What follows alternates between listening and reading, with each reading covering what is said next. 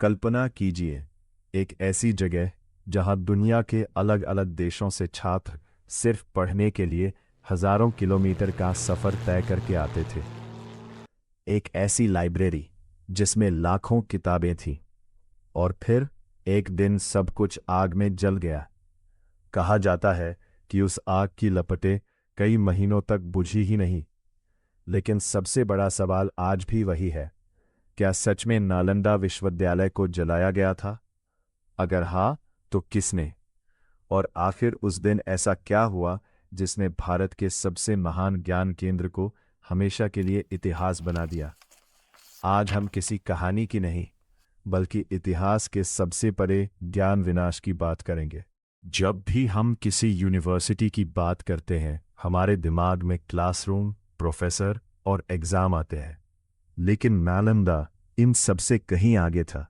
लगभग 1500 साल पहले, जब यूरोप के कई हिस्से अभी शिक्षा के शुरुआती दौर में थे, तब भारत के बिहार में एक ऐसा विश्वविद्यालय मौजूद था जिसे पूरी दुनिया सम्मान की नज़र से देखती थी। यह सिर्फ भारत का नहीं, बल्कि दुनिया के सबसे पुराने और सबसे प्रतिष्ठित आवासीय विश्वविद्यालयों में से एक था। यहाँ चीन, कोरिया, तिब्बत, श्रीलंका, इंडोनेशिया और कई दूसरे देशों से छात्र पढ़ने आते थे। सोचिए, उस समय ना इंटरनेट था, ना हवाई जहाज, फिर भी लोग महीनों का सफ़र तय करके यहाँ पहुँचते थे। क्यों? क्योंकि नालंदा केवल पढ़ाई नहीं करवाता था, ये सोचने का तरीका सिखाता था। अगर आपको लगता है कि यहाँ सिर्फ धर्म की शिक्षा दी जाती थी, तो शायद आप हैरान हो जाएंगे। नालंदा में गणित, खगोल विज्ञान, चिकित्सा, दर्शन, भाषा, तर्कशास्त्र, राजनीति, साहित्य और कई अन्य विषय पढ़ाए जाते थे। यहाँ एडमिशन लेना भी आसान नहीं था। कहा जाता है कि प्रवेश से पहले छात्रों की कठिन मौखिक परीक्षा होती थी। हर कोई अंदर नहीं जा सकता था।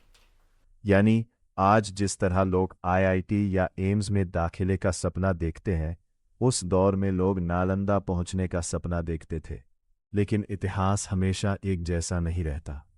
12वीं शताब्दी के अंत में उत्तर भारत में राजनीतिक बदलाव तेजी से हो रहे थे। इसी दौरान एक तुर्क सेनापति का नाम सामने आता है, बख्तियार खिलजी।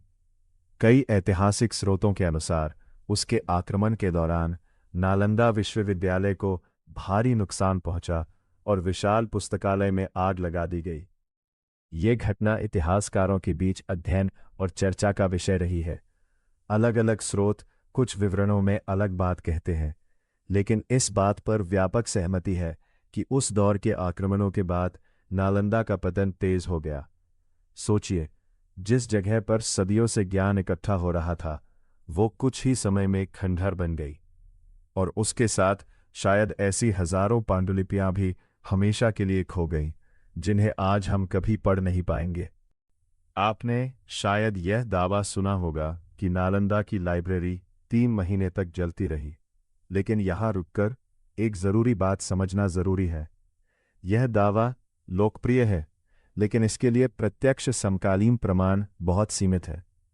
इतिहासकार इस बात पर पूरी तरह एकमत नहीं है कि आग वास्तव में कितने समय तक जलती रही। लेकिन इसमें कोई शक नहीं कि नालंदा का पुस्तकालय बेहद विशाल था और उसके नष्ट होने से ज्ञान की अपूरणीय क्षति हुई।